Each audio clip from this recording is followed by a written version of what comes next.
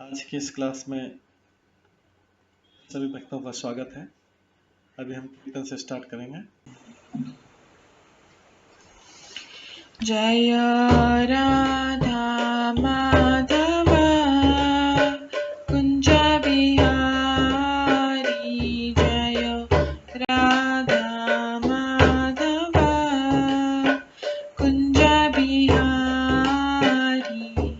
जय गोपीजन वल्लभ गिरिवर धारी, जय गोपीजन वल्लभ गिरिवर धारी, यशोदानंदन व्रज जनरंजन, यशोदानंदन व्रज जनरंजन, यमुना तीरावनचारी, यमुना तीरावनचारी, जय राधा माधव कुंज बिहारी, जय राधा माधव कुंज बिहारी, हरे कृष्णा कृष्णा कृष्णा हरे हरे, हरे राम राम राम हरे हरे, हरे कृष्णा कृष्णा कृष्णा हरे हरे, हरे राम राम राम हरे हरे, हरे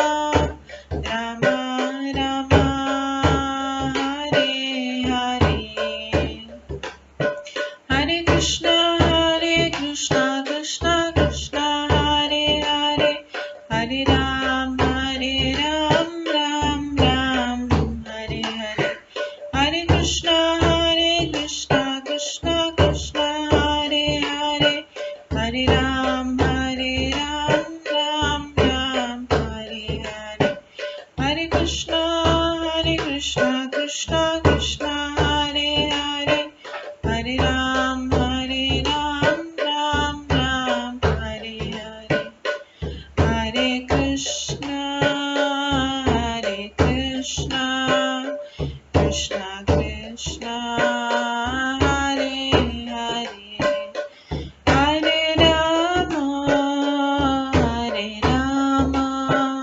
राम राम हरे हरे,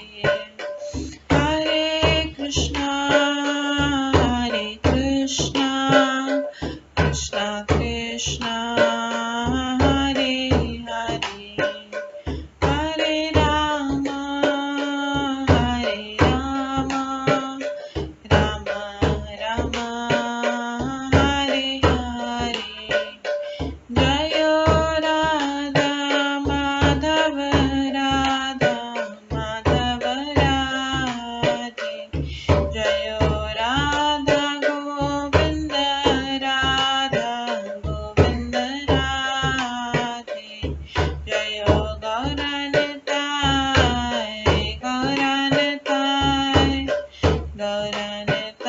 जय गौरनिताय, जय जय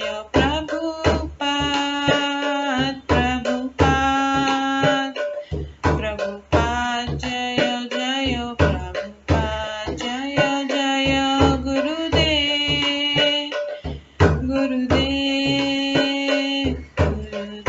जय जय गुरुदेव, नित्य गौर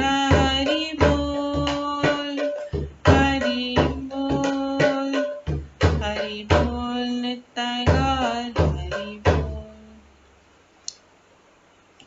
गौर प्रेमानंदे हरि हरि बोल। हरे कृष्णा। आज की इस क्लास में सभी भक्तों का स्वागत है। अभी मंगलाचरण से स्टार्ट करेंगे।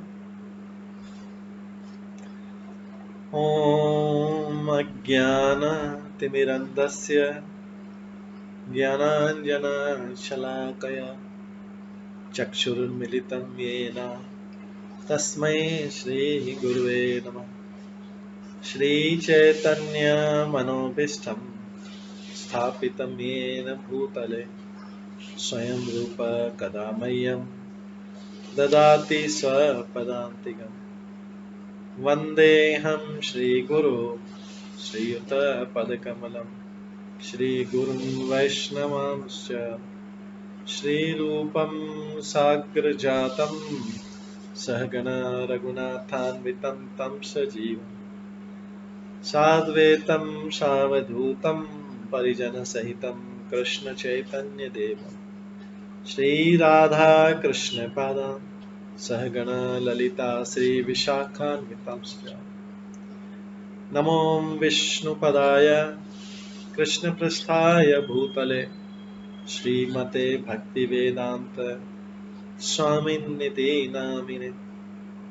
नमस्ते सरस्वती देवे गौरवाणी प्रचारिणे निर्विशेष शून्यवादी पाश्चात्य देशतारिणे। वाञ्छाकल्पतरुभ्यश्च कृपा सिन्धुभ्येव च पतितानां पावनेभ्यो वैष्णवेभ्यो नमो नमः। जय श्री कृष्ण चैतन्य प्रभु नित्यानंद श्री अद्वैत गदाधर शिवासादि गौर भक्तवृंद। हरे कृष्णा कृष्णा कृष्णा हरे हरे, हरे राम राम राम हरे हरे। ओम नमो भगवते वासुदेवाय। ओम नमो भगवते वासुदेवाय। ओम नमो भगवते वासुदेवाय। नारायणं नमस्कृत्य नरं चैव नरोत्तमं देवीं सरस्वतीं व्यासं ततो जयमुदीरये। नष्टप्रायेषु भद्रेषु नित्यं भागवत सेवया भगवते उत्तम श्लोके भक्तिर्भवति नैष्ठिकी। कृष्णाय वासुदेवाय देवकी नंदनाय च नन्दगोपकुमाराय गोविन्दाय नमो नमः। सर्ववेदान्तसारमे श्रीभागवतम् इष्यते तद्रसामृतात् नान्यत्र स्याद्रति क्वचित्। आराध्यो भगवान् ब्रजेश कन्यस्तनधाम वृन्दावन रम्या काचिदुपासना व्रजवधूवर्गेण या कल्पिता। श्रीमद्भागवतं प्रमाणम् अमलं प्रेमकुमार्थमः श्रीचैतन्यमहाप्रभुमतम् इदं तत्रादरो न परम्। मूकं करोति वाचालं पङ्गुलङ्घयते गिरिं यत्कृपातमहं वन्दे परमानन्दमाधवम्। हरे कृष्णा।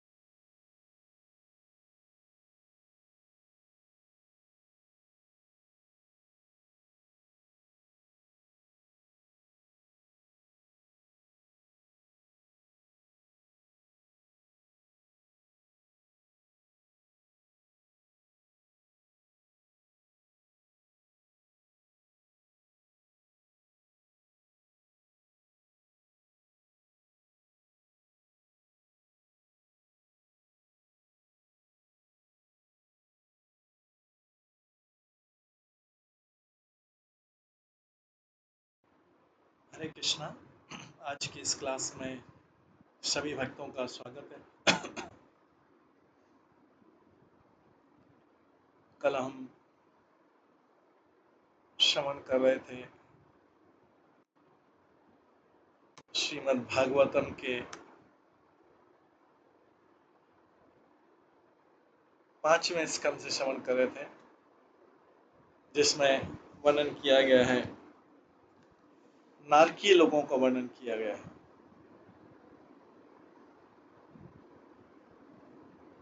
इसमें हमने श्रवण किया था कि 28 प्रकार के नरक होते हैं।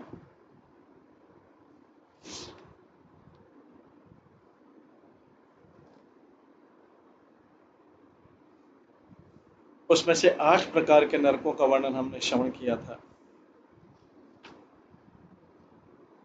तो जिस प्रकार पवित्र कर्म करने से स्वर्गिक जीवन में विभिन्न गतियां प्राप्त होती है, उसी प्रकार दुष्कर्म करने से नारकीय जीवन में विविध गतियां प्राप्त होती है।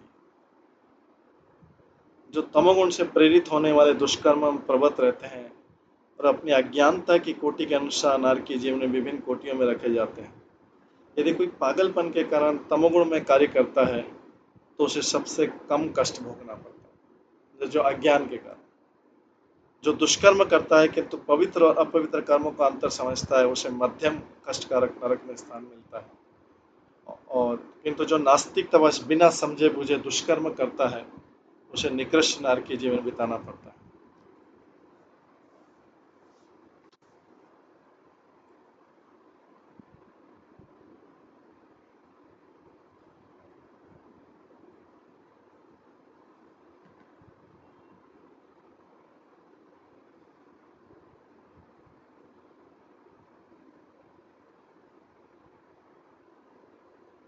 ये हमने श्रवण किया था।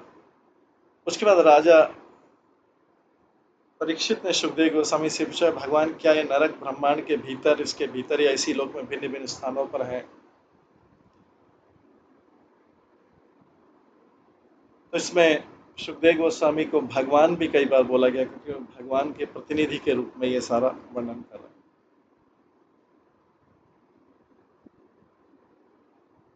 महर्षि गोस्वामी ने उत्तर दिया, सभी नरक लोक तीनों लोकों तथा भू गर्भोदक सागर के मध्य में स्थित है और वे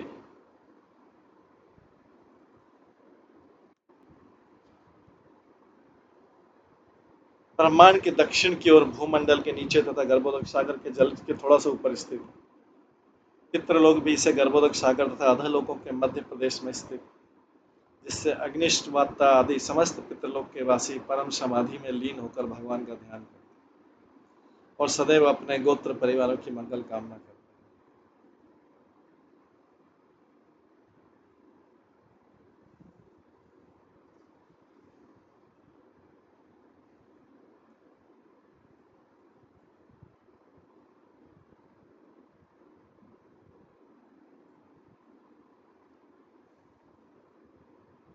पितरों के राजा यमराज हैं, जो सूर्यदेव के अंतर्गत अत्यंत शक्तिशाली पुत्र हैं। वो अपने गणों सहित पितृलोक में रहते हैं और भगवान द्वारा निर्धारित नियमों का पालन करते हुए अपने कार्य क्षेत्र में लाए जाने के पश्चात उनके विशेष पाप कर्म के अनुसार यमराज अपना निर्णय देकर उनको समुचित दंड देने हेतु अनेक नरकों में से किसी एक में भेज देते हैं।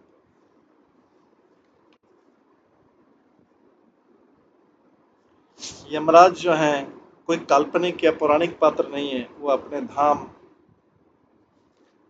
पितृलोक का स्वामी है। कुछ विद्वान नरक लोगों की कुल संख्या 21 बताते हैं तो कुछ 28 बताते हैं। हे राजन, मैं क्रमशः उनके नाम, रूप तथा लक्षणों का वर्णन करूंगा।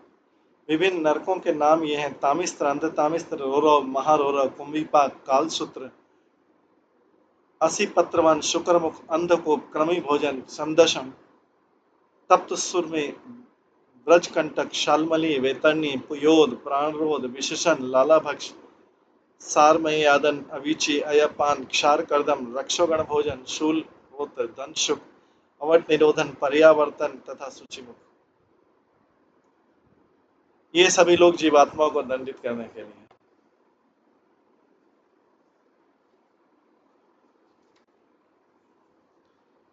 और हमने इसमें अलग अलग प्रकार के नरकों के नाम सुने। तो कल हमने 8 प्रकार के नरक श्रवण किए थे। उसके बाद आज आगे हम 9वें प्रकार के नरक से आए।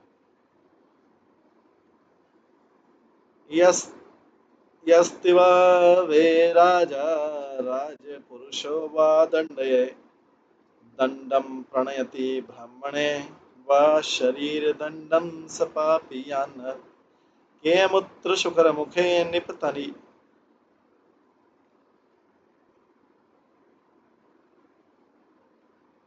तत्रातिबलवे निष्प्यस्य माणाव्यो यथेवे सुखण्डार्थस्वरेण स्वनक्य किञ्चन मूर्छित कश्मल उगतो यथेवेहा दृष्टदोषा।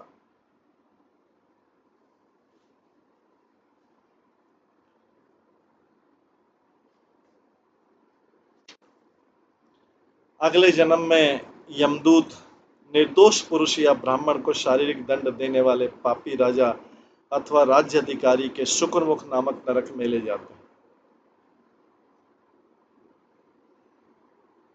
अगले जन्म में यमदूत निर्दोष पुरुष या ब्राह्मण को शारीरिक दंड देने वाले पापी राजा अथवा राज्य अधिकारी को शुक्रमुख नामक नरक में ले जाते हैं, जहां उसे यमराज के दूत उसी प्रकार कुचलते हैं जिस प्रकार गन्ने को पेर कर रस निकाला जाता है।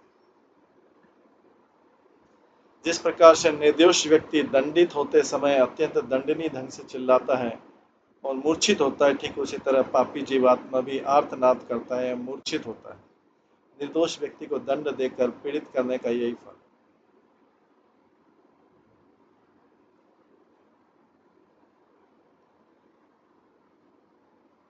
यस्तु हवे भूतानाम ईश्वर उपकल्पित वृत्तिनाम अविविक्त परव्यथनाम स्वयं पुरुष कल्पित वृत्ति विविक्त परव्यथ व्यथामाचरति सत्परत्र अंधकूपे तथा विद्रोहेण निपतति तत्र अशोते जंतुभिः पशु मृग पक्षी सरीसृपे मशक यूका मत्कुण मक्षिक आदिभिः एके च विद्रुग्धाति सर्वतः अभिदुह्यमाण तमसि विहत निद्रा निवृत्ति अलब्ध अवस्थान परिक्रामाति यथा कुशरीरे जीव।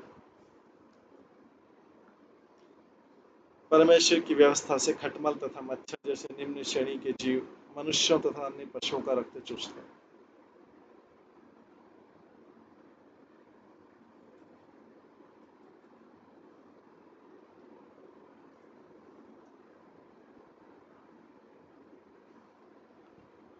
परमेश्वर की व्यवस्था से खटमल तथा मच्छर जैसे निम्न श्रेणी के जीव मनुष्यों तथा अन्य पशुओं का रक्त चूसते हैं। इन तुच्छ प्राणियों को इसका ज्ञान नहीं होता कि उनके काटने से मनुष्यों को पीड़ा होगी।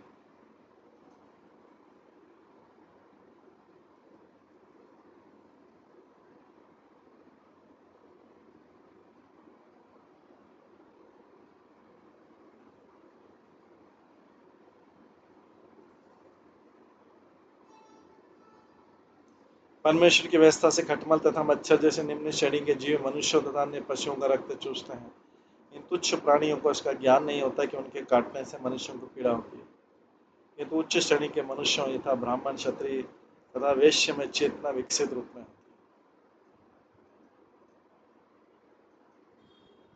अतः वे जानते हैं कि किसी का प्राणाघात करना कितना कष्टदायक है। यदि ज्ञानवान होते हुए मनुष्य विवेकहीन तुच्छ प्राणियों को मारता है या सताता है तो निश्चय ही पाप करता है।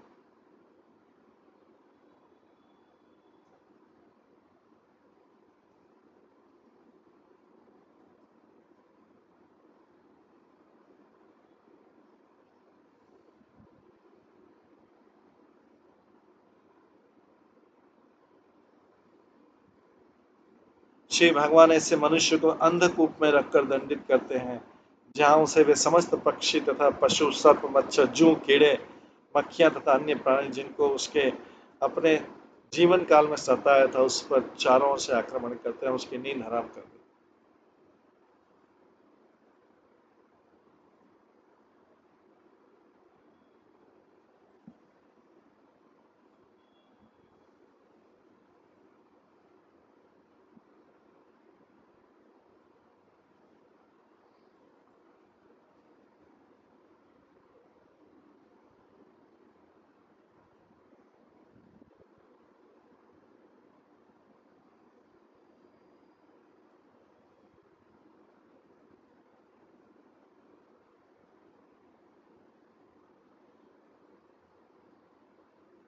आराम न कर सकने के कारण वह अंधकार में घूमता रहता है और इस प्रकार अंधकूप में उसे वैसी ही यातना मिलती है जैसे कि निम्न योनि के प्राणी।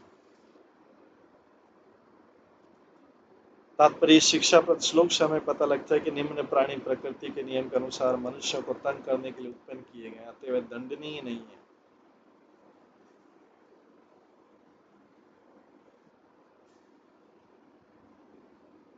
चूंकि मनुष्य में चेतना विकसित है, अतः वे वर्णाश्रम धर्म के नियमों के विरुद्ध कुछ भी नहीं कर सकते, अन्यथा भर्त्सना के पात्र होंगे। श्री कृष्ण ने भागवत गीता में कहा, चातुर्वर्ण्य मया सृष्टम गुण कर्म विभागश। प्रकृति के त्रिगुणों और नियत कर्म के अनुसार चारों वर्ण मेरे द्वारा रचे गए, अतः समस्त मनुष्यों को चार वर्णों ब्राह्मण क्षत्रिय वैश्य तथा शूद्र में विभाजित करना चाहिए और उन्हें निर्दिष्ट नियम के अनुसार कार्य करना चाहिए। वे उन नियमों से तनिक भी विपत्त नहीं हो सकते। इन नियमों में से एक में बताया गया कि उन्हें किसी पशु को, यहाँ तक कि जो मनुष्य को सताते हैं, उन्हें भी कष्ट नहीं पहुंचाना चाहिए। यद्यपि शेर किसी पशु पर आक्रमण करके उसे मारकर उसका मांस खाता है, तथापि वह पापमय नहीं है, किंतु यदि विकसित चेतना से पूर्ण मनुष्य भी ऐसा करेगा तो उसे दंडित किया जाना चाहिए। दूसरे शब्द में, मनुष्य जो अपनी विकसित चेतना का उपयोग नहीं करता वरन उल्टे पशुत्व व्यवहार करता है, वह अनेक नरकों में दंड पाता है।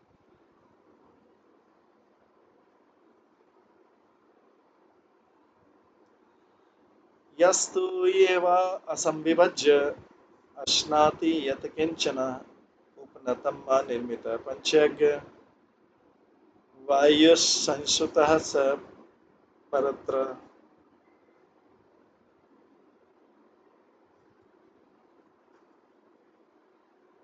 क्रमी भोजने नरक अधमे निपतति तत्र शतसहस्र योजने।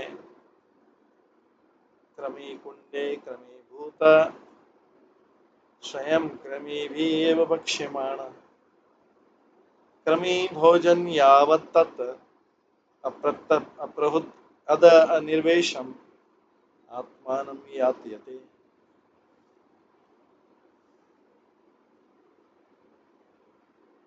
जो मनुष्य कुछ भोजन प्राप्त होने पर उसे अतिथियों, वृद्ध पुरुषों तथा बच्चों को न बांटकर स्वयं खा जाता है, अथवा बिना पंचयज्ञ के खाता है, उसे कौवे के समान मानना चाहिए।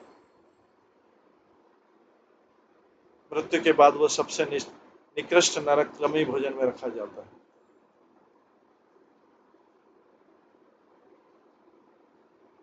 इस नरक में 1,00,000 योजन विस्तृत वाला कीड़ों से एक परिपूर्ण कुंड है। वह इस कुंड में कीड़ा बनकर रहता है और दूसरे कीड़े को खाता है और ये कीड़े उसे खाते हैं। जब तक वो पापी अपने पापों का प्रायश्चित नहीं कर लेता, तब तक वो क्रमी भोजन के नारकीय कुंड में उतने वर्षों तक पड़ा रहता है जितने योजन इस कुंड की चौड़ाई।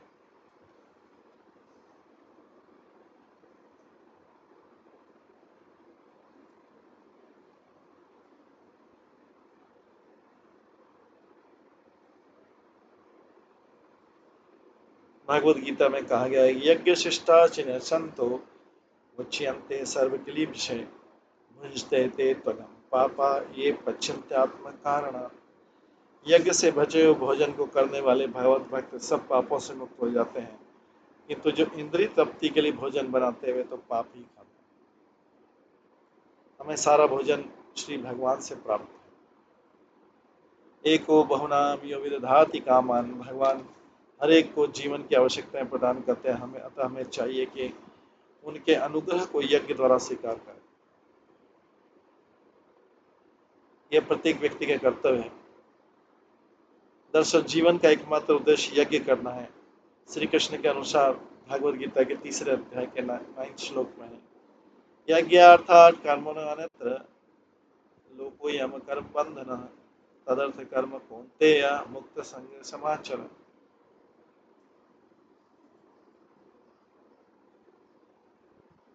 भगवान विष्णु के लिए यज्ञ रूप में कर्म करना चाहिए, अन्यथा कर्म से इस भौतिक जगत में मनुष्य बंध जाता है। इसलिए है कुंती पुत्र, विष्णु की प्रसन्नता के लिए निर्दिष्ट कर्म का आचरण करो। इस प्रकार से तू नित्य अनासक्त तथा बंधन मुक्त रहेगा। यदि हम यज्ञ नहीं करते हैं और दूसरों को प्रसाद वितरित नहीं करते तो हमारे जीवन को धिक्कार है। यज्ञ कर लेने तथा आश्रितों को अर्थात बच्चों, ब्राह्मणों तथा वृद्धों को प्रसाद वितरित कर लेने के बाद ही मनुष्य को भोजन करना चाहिए। तो यदि कोई केवल अपने लिए या परिवार के लिए रसोई बनाता है तो वो तथा उसे खाने वाले धिक्कारनी है। मृत्यु के बाद उसे कर्मी भोजन नामक नरक में डाल दिया जाता है।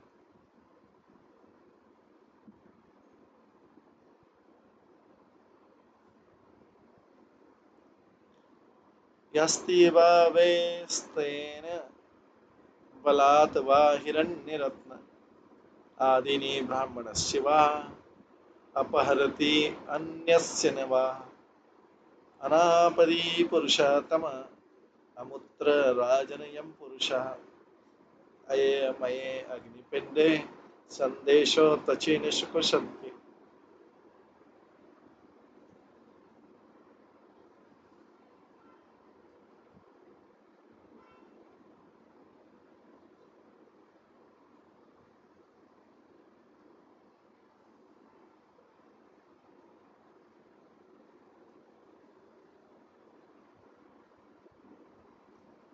हे राजन, जो पुरुष आपत्ति काल में न होने पर भी ब्राह्मण अथवा अन्य किसी के रत्न तथा सोना लूट लेता है, वह संदंश नामक नरक में रखा जाता है। महापुरुष की चमड़ी षंडसी और लोहे के गर्म पिंडों से उतारी जाती है और इस प्रकार उसका पूरा शरीर खंड खंड कर दिया जाता है।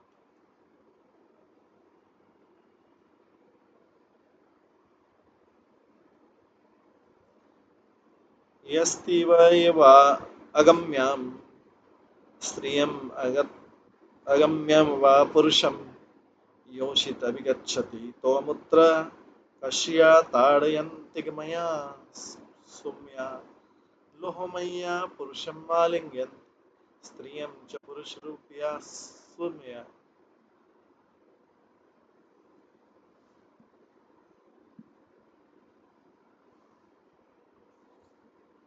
यदि कोई पुरुष या स्त्री विपरीत लिंग वाले अगम्य सदस्य के साथ संभोग करते हैं, मतलब जिसके साथ संभोग नहीं करना चाहिए, तो मृत्यु के बाद यमराज के दूत उसे तप्त सुरमी नामक नरक में दंड देते हैं। वहां पर ऐसे पुरुष तथा स्त्रियां कोड़े से पीटे जाते हैं। पुरुष को तप्त लोह की बनी स्त्री से और स्त्री को ऐसा ही पुरुष प्रतिमा से आलिंगित कर दिया जाता है। व्यभिचार के लिए ऐसा ही दंड।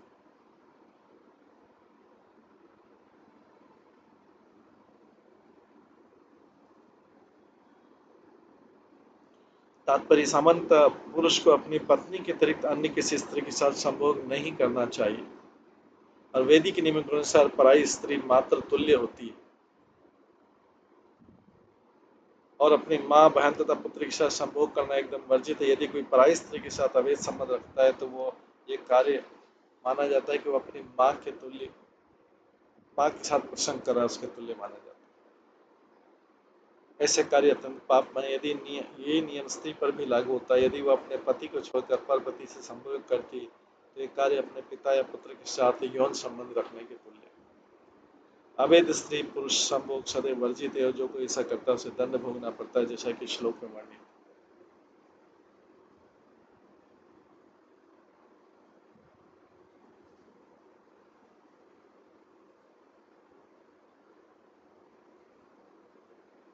अस्ति वह तु वे सर्व अभिगम तम अमुत्र निरये वर्तमानं ब्रजकंटक शालमीलम आरोप्य निकर्षन्ति। जो व्यक्ति विवेकहीन होकर यहाँ तक कि पशुओं के साथ भी व्यभिचार करता है, उसे मृत्यु के बाद ब्रजकंठ शालमली नामक नरक में ले जाया जाता है। इस नरक में वज्र के समान कठोर कांटों वाला सैमल का वृक्ष, यमराज के दूत पापी पुरुष को इस वृक्ष से लटका देते हैं और घसीट कर नीचे की ओर खींचते हैं। जिससे कांटों के द्वारा उसका शरीर बुरी तरह चिथड़ जाता है। तो तात्पर्य कामेच्छा इतनी प्रबल होती है कि कभी कभी मनुष्य गाय के और दूसरे पशु के साथ संभोग करता है या कुत्ते के साथ। ऐसे पुरुषों तथा स्त्रियों को ब्रज कष्ट शालमली नामक नरक में डाला जाता है। कृष्ण भावनामत आंदोलन अवैध यौन का निषेध करता है। श्लोकों में दिए गए विवरण से आप समझ सकते हैं कि अवैध यौन कितना पापमय कृत्य है। कभी कभी लोगों को नरक के इन विवरणों पर विश्वास नहीं होता, किंतु कोई माने या न माने, हर कार्य को प्रकृति के नियमों के अनुसार संपन्न होना है, उससे कोई बच नहीं सकता।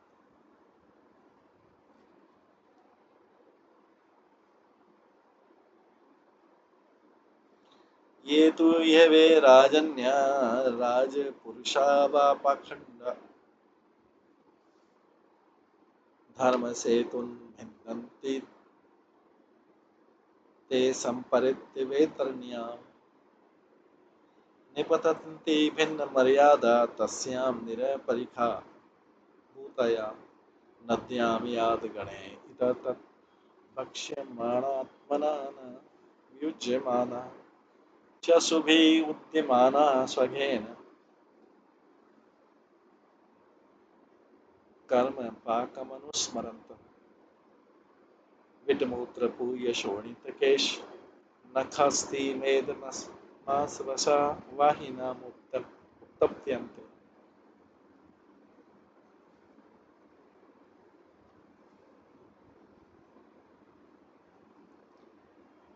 जो मनुष्य श्रेष्ठ कुल यथा क्षत्रिय राज परिवार या अधिकारी वर्ग में जन्म लेकर नियत नियमों के पालन की अवहेलना करता है और उस प्रकार से अधम बन जाता है, वो मृत्यु के समय वैतरणी नामक नरक की नदी में जा गिरता है। यह नदी नरक को घेरने वाली खाई के समान है और अत्यंत हिंसक जल जीवों से पूर्ण है। वैतरणी नदी, जब पापी मनुष्य को वैतरणी नदी में फेंका जाता है तो जल के जीव उसे तुरंत खाने लगते हैं और पापमय शरीर होने के कारण वह अपने शरीर को त्याग नहीं कर सकता। वह निरंतर अपने पापमय कर्मों को स्मरण करता और मल मूत्र पीप रक्त केश नख हड्डी मज्जा मांस तथा चर्बी से भरी उस नदी में अत्यधिक यातनाएं पाता।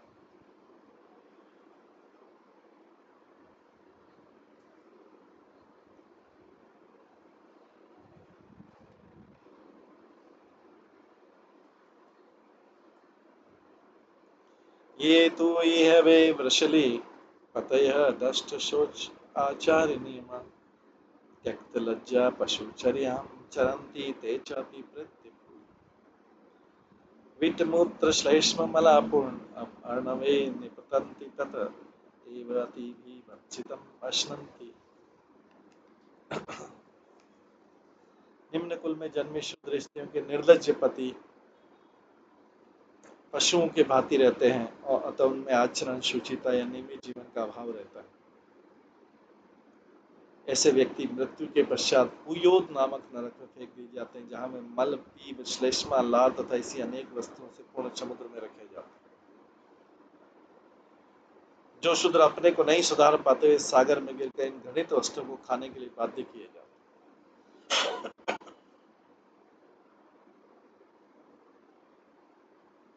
श्री नरोत्तम दास ठाकुर ने गाया कर्म कांड ज्ञान कांड केवल विषय भांड अमृत बलिया जे बखाए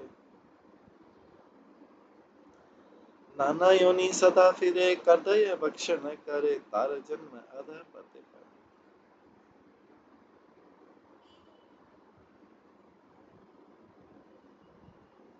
उनका कथन है कि कर्म कांड तथा ज्ञान कांड मार्गों का अनुसरण करने वाले मनुष्य जन्म मानव जन्म का अवसर खोते हैं और जन्म मरण के चक्र में घूमते रहते हैं। अतः सदैव संभावना बनी रहती कि उससे कुयो नरक में रखा जाएगा, जहाँ उसे मल मूत्र पीप श्लेष्मा लार तथा अन्य घृणित पदार्थों को खाने के लिए बाध्य किया जाए।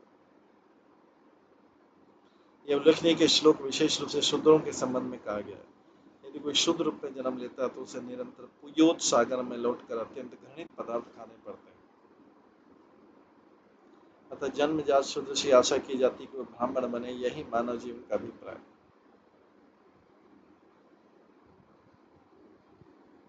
प्रत्येक प्राणी को चाहिए कि ऊपर उठे, श्री कृष्ण ने भगवद गीता में कहा, चातुर्मन्य मया षष्ठम गुण कर्म विभाग।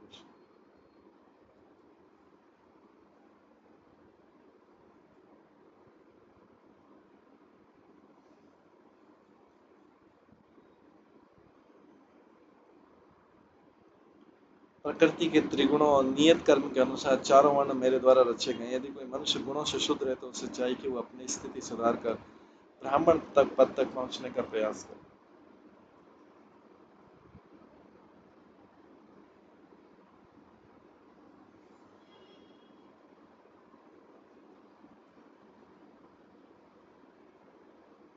किसी को उसे रोकना नहीं चाहिए, चाहे उसकी वर्तमान स्थिति कुछ भी हो। वास्तव में हर एक को वैष्णव पद तक पहुंचना चाहिए, तब वह स्वतः ब्राह्मण हो जाता है। यह तभी संभव है जब कृष्ण भावनामत आंदोलन का प्रसार हो, क्योंकि प्रत्येक प्राणी को हम वैष्णव पद तक लाना चाहते हैं। जैसा कि श्री कृष्ण ने भगवद गीता में कहा गया, सर्वधर्मान परित्यज्य माम एकम शरणम भजम। अन्य समस्त कार्यों को त्याग दो और केवल मेरी शरण में आओ। मनुष्य को चाहिए कि शुद्ध क्षत्रिय या वैश्य के वृत्ति परक कर्मों को त्याग कर वैष्णव के कर्तव्य को ग्रहण करे, जिसमें ब्राह्मण के कार्यों का समावेश।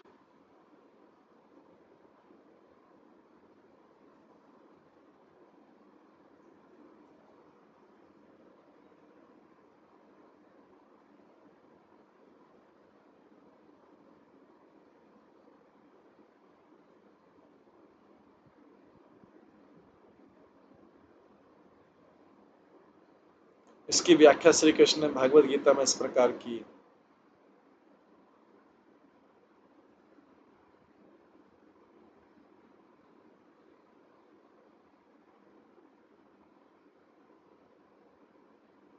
मामी पार्थ व्यपाश्रित्य ये अपि स्यो पापयोनिः स्त्रियो वैश्या तथा शूद्राः ते अपि यान्ति परां गतिम्।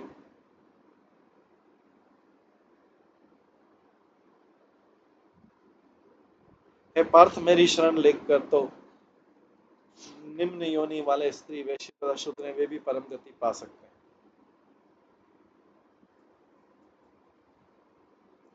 मानव जीवन का विशिष्ट उद्देश्य घर लौटना है, अर्थात भगवान के धाम को जाना है। ये सुविधा हर एक को मिलनी चाहिए, चाहे वो शूद्र हो या वैश्य, स्त्री और क्षत्रिय।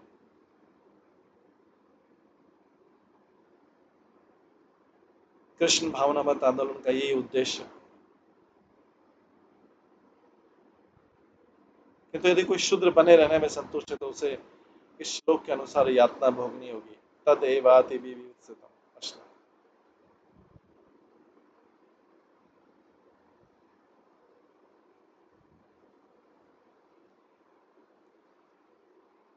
ये वे स्वगर्धर्व पतय ब्राह्मणादय मृगया विहार तीर्थे च मृगान निघ्नति तान् अपि संपरे तान् लक्ष्य भूतान् यम पुरुषाशुभि विघ्नति।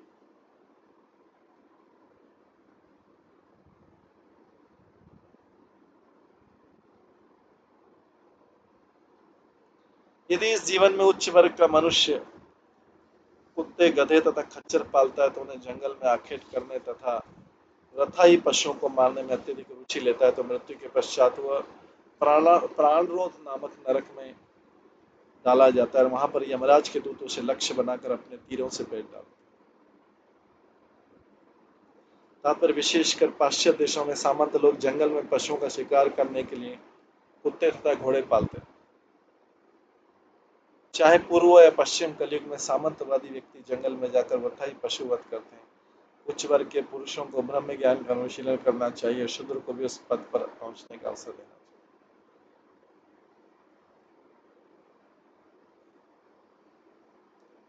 यदि उसके बजाय वे आखेट में रत होते हैं तो वे दंडित होते हैं, जैसा कि श्लोक में वर्णित है। वे यमदूतों के द्वारा न केवल बाणों से विद्ध किए जाते हैं, वरन पीप, मूत्र तथा मल के सागर में रखे जाते हैं।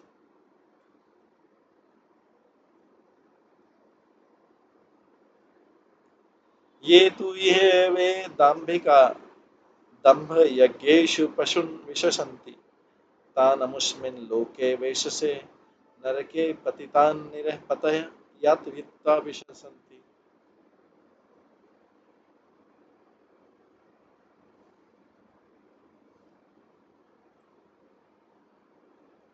जो व्यक्ति इस जन्म में अपने ऊंचे पद पर गर्व करता है और केवल भौतिक प्रतिष्ठा के लिए पशुओं की बलि चढ़ाता है,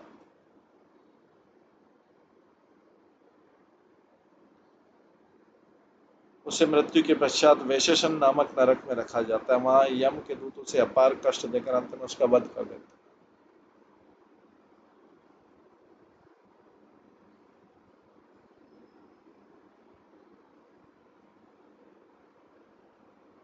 तात्पर्य, भगवत गीता में श्री कृष्ण कहते हैं, शुचिनाम श्रीमताम गेहे योग भ्रष्ट विजायते। योग भ्रष्ट पूर्णात्माओं के लोकों में अनेक वर्षों तक सुख भोग कर सदाचारी ब्राह्मणों अथवा धनवानों के प्रतिष्ठित कुल में जन्म लेता है। ऐसा जन्म पाकर उसे चाहिए कि भक्ति योग को परिपूर्ण बनाए, किंतु कुसंग के कारण वह प्राय भूल जाता है कि श्री भगवान ने उसे प्रतिष्ठित पद प्रदान किया है। वो अनेक प्रकार के तथाकथित यज्ञ जैसे काली पूजा या दुर्गा पूजा करके उसका दुरुपयोग करता है, निरीह पशुओं की बलि चढ़ाता है। ऐसे पुरुष को किस प्रकार दंडित किया जाता है, इसका वर्णन इस श्लोक में होगा। इस श्लोक का एक शब्द दंभ यज्ञेषु महत्वपूर्ण है। यदि यज्ञ करते समय वैदिक शिक्षाओं का पालन नहीं किया जाता और केवल दिखावे के लिए पशुओं की बलि दी जाती तो मृत्यु के उपरांत दंड का भागी।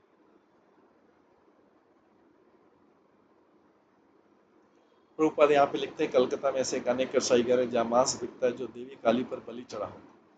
शास्त्रों का मत है कि मांस में एक बार देवी काली को छोटे बकरे की बलि दी जा सकती है। कहीं नहीं उल्लेख है कि मंदिर पूजा के बहाने कसाई घर चलाया जाए और व्रताई पशुओं का वध किया जाए। जो ऐसा करते हैं उन्हें दंड भोगना पड़ता है यहाँ पर, जैसा कि यहाँ पर वर्णन।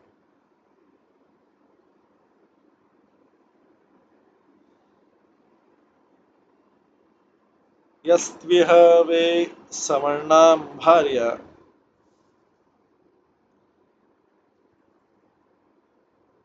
द्विज रेत पाययति काम मोहितस्तम पाप कृतम अमुत्र रेत कुल्यायां पातयित्वा रेत संपायन्ति।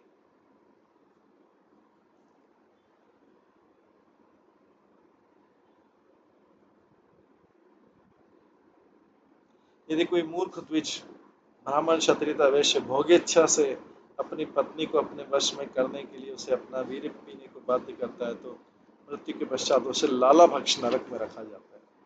वहां उसे वीर्य की नदी में डालकर वीर्य पीने को विवश कर दिया जाता है। तो ऐसे तांत्रिक लोग जो हैं इस प्रकार करते हैं।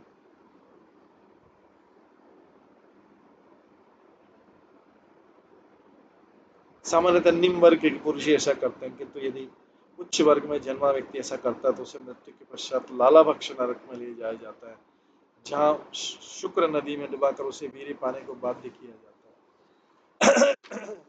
है। ये तो यह वेदस्य अग्निदागरदा ग्रामान सार्थान वा विलुपन्ति राजान राजभटावतान चापि परित्यम दूता ब्रज नष्टा श्वान सप्तशतानि विशति च सर्वशम खादन्ति।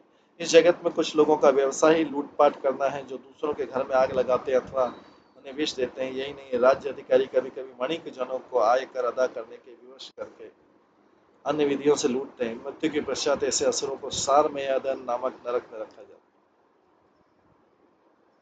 उस नरक में 720 कुत्ते हैं जिनके दांत वज्र के समान कठोर हैं। ये कुत्ते यमराज के दूतों के आदेश पर ऐसे पापी जनों को भूखे भेड़ियों की भांति निकल जाते हैं।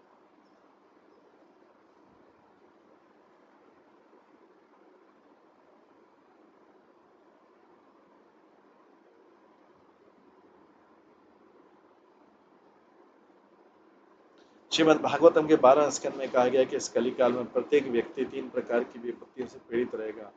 वर्षा का अभाव, दुर्भिक्ष तथा राज्य दर अधिक कर वसूली। चूंकि मनुष्य अधिकाधिक पापी होते जा रहे हैं, इसलिए वर्षा का अभाव होगा जिससे अन्न नहीं उपजेगा। दुर्भिक्ष के कारण उत्पन्न लोगों का कष्ट कम करने के बहाने सरकार व्यवसायिक वर्ग पर विशेष रूप से भारी कर लगाई। इस श्लोक में कहा गया ऐसे सरकार के अधिकारी दस्यु अथवा चोर होते हैं। उनका मुख्य काम होगा कि लोगों की संपत्ति को लूटना, चाहे वह राजमार्ग का लुटेरा हो या राजकीय चोर। ऐसे व्यक्ति को अगले जीवन में सार में यादन नामक नरक में गिराकर दंडित किया जाएगा, जहां उसे नृशंस कुत्ते काटेंगे।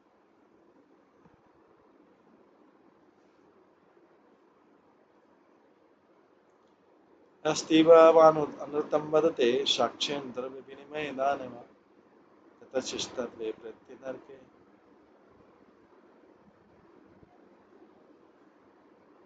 अविवेचितम अदशिरा निरवकाशे योजनशतः उच्छ्रियात् गिरिमूर्धन सम्पाद्यते यत्र जलम इव स्थलम अश्रपष्ठम भाषते तत् अविचितम तिलशः विशीर्यमानः शरीर नम्रियमाणः पुनरारोपित निपतति। इस जीवन में जो व्यक्ति किसी की झूठी गवाही देने, व्यापार करते अथवा दान देते समय किसी प्रकार का झूठ बोलता है, वो मरने पर यमराज के दूतों द्वारा बुरी तरह से प्रताड़ित किया जाता है। ऐसा पापी व्यक्ति 800 मील ऊंचे पर्वत की चोटी के मुंह से बल अविचित में नामक नरक में फेंक दिया जाता है। इस नरक का कोई आधार नहीं होता और उस पथरीली भूमि जल की लहरों के समान प्रतीत होती है कि जिसमें जल नहीं है, इसलिए इसे अविच जल रहित कहा जाता है। यहाँ से बारंबार गिराए जाने से उस पापी व्यक्ति के शरीर के छोटे छोटे टुकड़े हो जाने पर भी प्राण नहीं निकलते हैं और उसे बारंबार दंड सहन करना पड़ता है। आगे है 22वां, जो ब्राह्मणी या ब्राह्मण मद्यपान करता है उसे यमराज के दूत अयपान नामक नरक में ले जाते हैं। यदि कोई क्षत्रिय, वैश्य अथवा व्रत धारण करने वाला मोह में सोमपान करता है, वो भी इस नरक में स्थान पाता है। और अपान नरक में यम के दूत उनकी छाती पर चढ़कर उनके मुंह के भीतर तप्त पिघला लोहा उड़ेलते हैं।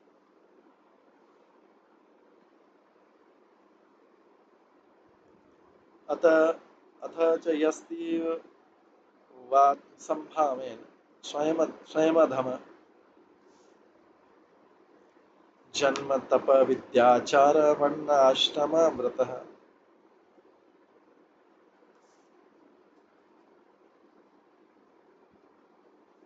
वरीयस न बहुमन्येत् स व्रतकैव मृत्वा क्षारकर्दमे निर्ये अवाकशिरा निपातिन दुरन्ते यातना हि अश्नुते।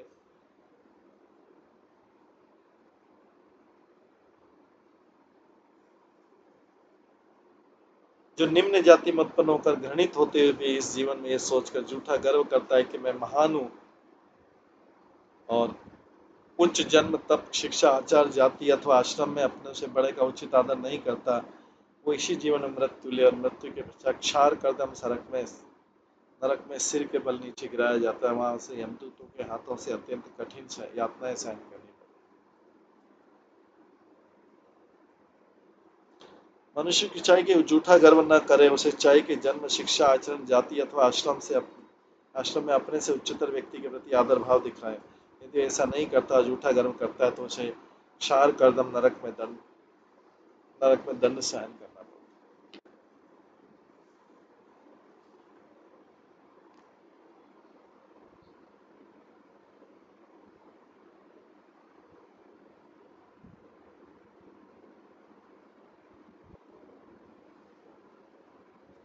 ये तीवे पुरुषा पुरुष में धैन यजंते याश्च स्त्रियों। इस संसार में ऐसे भी पुरुष तथा स्त्रियां हैं जो भैरव या भद्रकाली को नर बलि चढ़ाकर अपने बलि किए गए शिकार का मांस खाते हैं।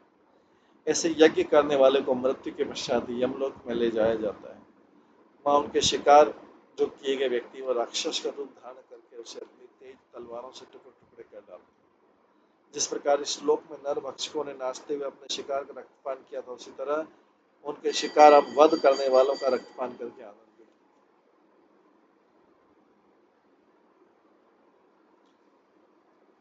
इसके पश्चात 25वां नरक जो आता है उसमें आता है इस जीवन में कुछ व्यक्ति। 25वां जो नरक है यह 32वां श्लोक है। 32वें श्लोक में आता है इस जीवन में कुछ व्यक्ति गांव या वन में रक्षा के लिए आए हुए पशुओं तथा पक्षियों को शरण देते हैं और उन्हें अपनी सुरक्षा का विश्वास होने के बाद उन्हें बर्छे या डोरे में फांस कर घोर पीड़ा पहुंचाकर उनसे खिलौने जैसा खेल खेलते।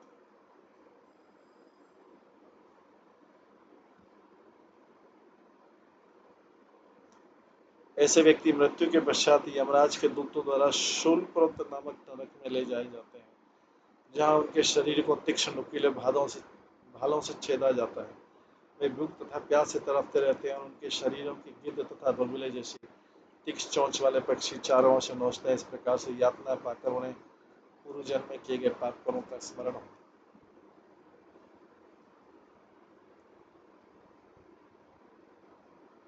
ये 25वें प्रकार का नरक है। 26वें प्रकार का नरक है, जो व्यक्ति इस जीवन में ईर्ष्यालु सर्पों के समान क्रोधी स्वभाव वाले अन्य जीवों को पीड़ा पहुंचाते हैं, मृत्यु के पश्चात दंड शुक नामक नरक में गिरते हैं। राजन, इस नरक में 5 या 7 फण वाले सर्प हैं, जो इन पापात्माओं को उसी प्रकार खा जाते हैं जिस प्रकार चूहों को सर्प खाते हैं।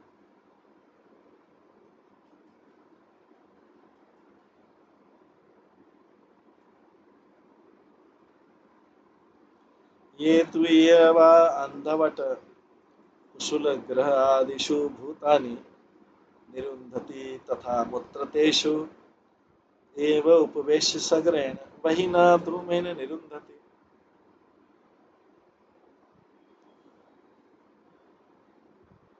जो व्यक्ति इस जीवन में अन्य जीवों को अंधे कुएं, खत्ती या पर्वत की गुफाओं में बंदी बनाकर रखते हैं, वे मृत्यु के पश्चात अवट निरोधन नामक नरक में जाते हैं। वहां में स्वयं अंधे कुओं में धकेल दिए जाते हैं, जहां विषैले धुएं से उनका दम घुटता और घोरे आते हैं।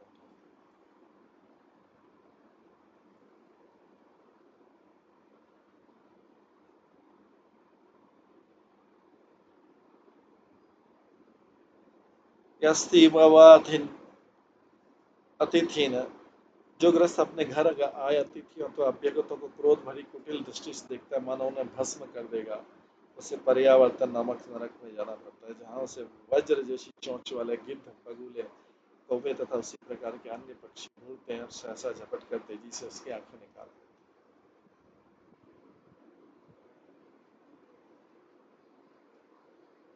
वैदिक शिष्टाचार के अनुसार यदि गृहस्थ के घर उनका शत्रु भी पधारे तो ऐसी विनम्रता से मिलना चाहिए कि भूल जाए कि वो अपने शत्रु के घर आए। घर आए अतिथि का विनम्रतापूर्वक स्वागत करना चाहिए। यदि यह वांछित है तो गृहस्थ को चाहिए इसको घूरे नहीं, क्योंकि जो ऐसा करता है वो मरने पर पर्यावर्तन नामक नरक में रखा जाता है, जहाँ गीद, कौवे जैसे अनेक भयानक पक्षी उस पर सहसा टूट पड़ेंगे और उसकी आंखें निकाल लेंगे।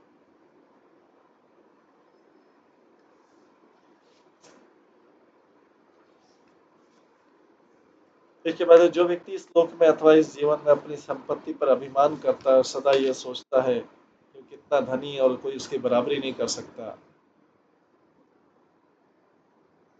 क्या उसकी नज़र टेढ़ी हो जाती है और सदैव भयभीत रहता है कि उसकी कोई संपत्ति न ले जाए। वह अपने से बड़ा लोगों पर आशंका करता है, अपनी संपत्ति की हानि के विचार भाव से इसका मुक्त हृदय सुनने लगता है। अतः वह सदैव अति अभागे दुष्ट मनुष्य की तरह लगता है। उसे वास्तविक सुख लाभ नहीं होता और वह नहीं जानता कि चिंता मुक्त जीवन कैसा होता है। धन अर्जित करने, उसको बढ़ाने तथा उसकी रक्षा के लिए वो जो पाप कर्म करता है, उसके कारण जो उसे शुचिमुख नामक नरक में रखा जाता है, वहाँ यमराज के दूत उसके सारे शरीर को दर्जियों के धागे की तरह से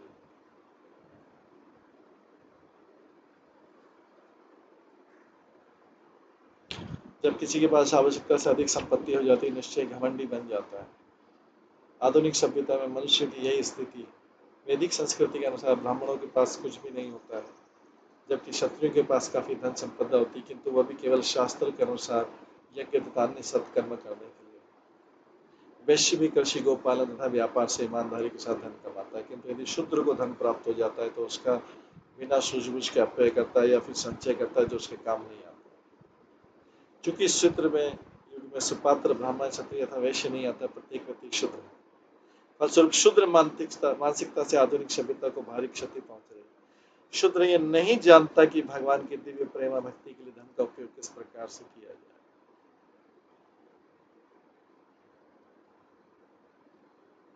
धन को लक्ष्मी भी कहते हैं, जो लक्ष्मी जी सदैव नारायण की सेवा में लग्न रहती हैं। अतः जहाँ भी धन है उसे भगवान नारायण की सेवा में लगाना चाहिए। प्रत्येक प्राणी को चाहिए कि वो धन का उपयोग कृष्ण भावना पर आंदोलन के प्रसार में करे।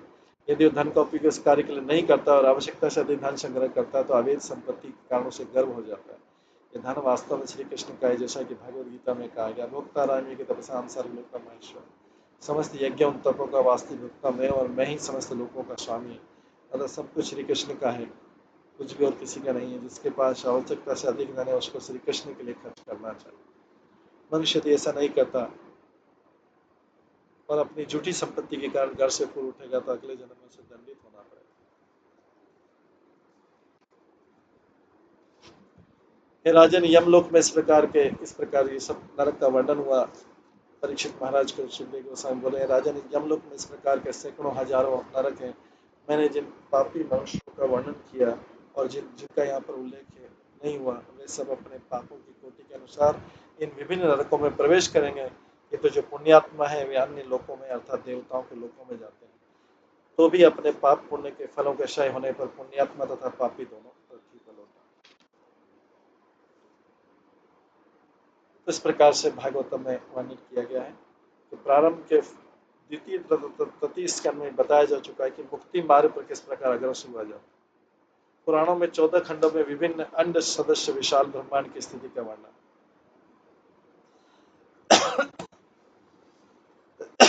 इसके बाद 39 श्लोक में आता है, जो मुक्ति का इच्छुक है, मुक्ति के पथ को ग्रहण करता है तथा बद्ध जीव के प्रति आकर्ष नहीं होता, वह यति भक्त कहलाता है। ऐसे पुरुष को पहले भगवान के स्थूल विराट रूप का चिंतन करते मन को वश में करना चाहिए और तब धीरे धीरे श्री कृष्ण के दिव्य रूप का चिंतन करना चाहिए। इस प्रकार उसका मन समाधि में स्थिर हो सकता है और भक्ति के द्वारा भगवान के सूक्ष्म रूप का साक्षात्कार किया जा सकता है। यही भक्तों का गंतव्य और इस प्रकार उसका जीवन सफल बन जाता है।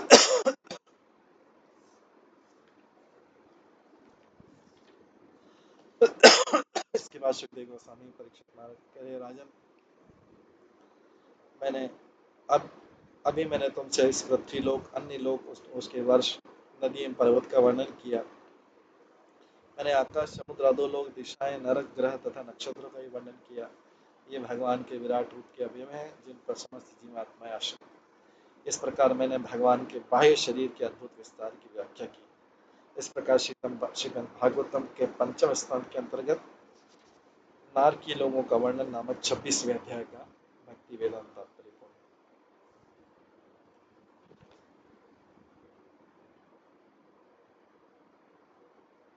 ये, और इस तरह ये 5वां स्कंद भी पूर्ण हुआ।